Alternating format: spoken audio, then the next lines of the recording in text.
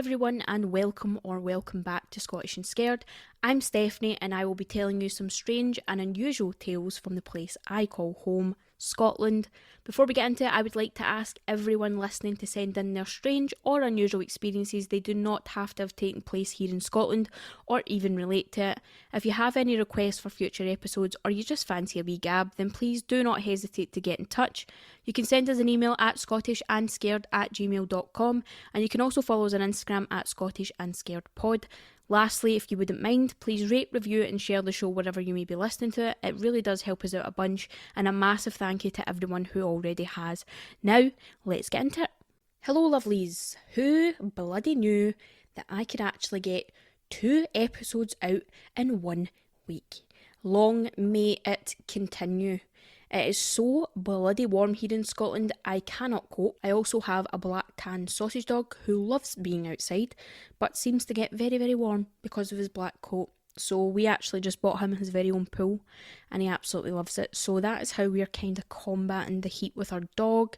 I know that that's a pretty common thing that people have with their dogs in the summertime. I know the pavement can get quite warm. It only really gets up to like 25 degrees here at the most, so it's not too warm, but it's warm if you're Scottish.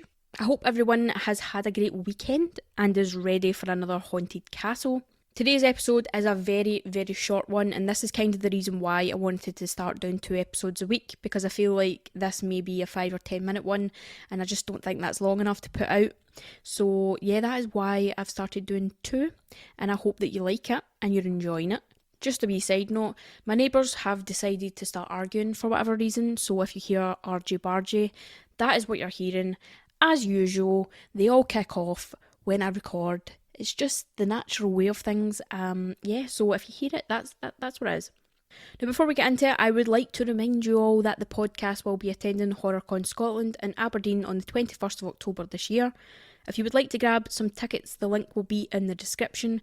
We will have a booth where you can come along and have a blether and grab a free goodie bag that will have some exclusive podcast merch, some amazing stuff from Scottish small businesses, and some goodies from my very own tattoo artist Delboy. I will also be on a panel with fellow podcaster and good friend Dawn from the Scottish Murders podcast, answering some of your questions. There is also an after party at the Tunnels nightclub in Aberdeen, which we will be attending, so if you fancy a wee day out, you love horror, or you would just like to come say hello, please go grab your tickets while you still can. So today we are heading to Fife, which is eastern Scotland, to Kellie Castle. The property still standing today was first owned by the Oliphant family in 1360, but was then sold in 1613 to Sir Thomas Erskine, who went on to live there with his family until 1797. It then passed to relatives. None of the relatives actually wanted to live there, and all of the remaining contents of the castle were sold in 1829, leaving the building empty and abandoned. It was shortly after claimed by a John Erskine, 9th Earl of Mar, but the building's condition wasn't touched and continued to deteriorate until 1878, when Mr James Lorimer, a professor of law at Edinburgh University, took occupation of the castle. Although he did have a castle to call his own, the building was in complete ruin. It was at this point that James Lorimer agreed to lease the property with John Erskine, and they began the restoration process. It was leased until 1957 by the Lorimer family and was then purchased by the National Trust of Scotland, who own it to this day, and it is now a visitor centre. That's right folks, for the price of £11 British, you too can visit Kellie Castle, where you can take tours, have a gander at the gift shop, have some food in the tea room and roam the grounds. This does kind of sound like an ad, but I just really, really like castles. They make me feel like a lady and all that, you know. Although I will say that every time I've visited a Scottish castle, I have had the maddest side-eye from tourists. I don't know why that is. I remember when we went to Glam's Castle, and we were in the tea room, and every single person in the tea room was just staring at me. I don't know why. Obviously, they might think that people with tattoos, split hair and a personality shouldn't be in such historic places, or maybe I'm just being very negative and judgmental, and maybe they were just, looking at me in a positive way, but who knows. Now, the tower part of the building dates all the way back to the 14th century when the Oliphants lived there, and the remaining part of the building, which was actually an extension, was modified into a T-shaped structure during the restoration, and that is what you would see today. Anywho, the interior is beautiful and the garden would be absolutely amazing to see in the summertime. The tower part of the building dates all the way back to the 14th century when the Oliphants lived there, and the remaining part of the building, which was actually an extension, was modified into a T-shaped structure during the restoration process, and that is what we would see today. Now on to the ghosties.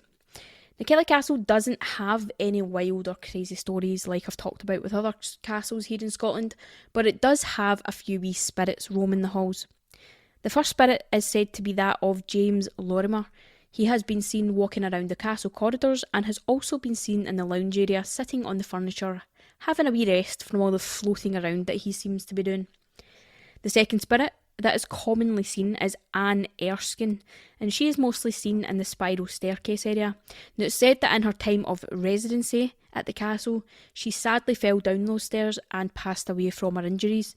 Her body is rarely seen, but her footsteps can be heard going up and down the steps. People have also claimed to see red shoes running up and down the stairs, which has also been associated with Anne Erskine. And that is it.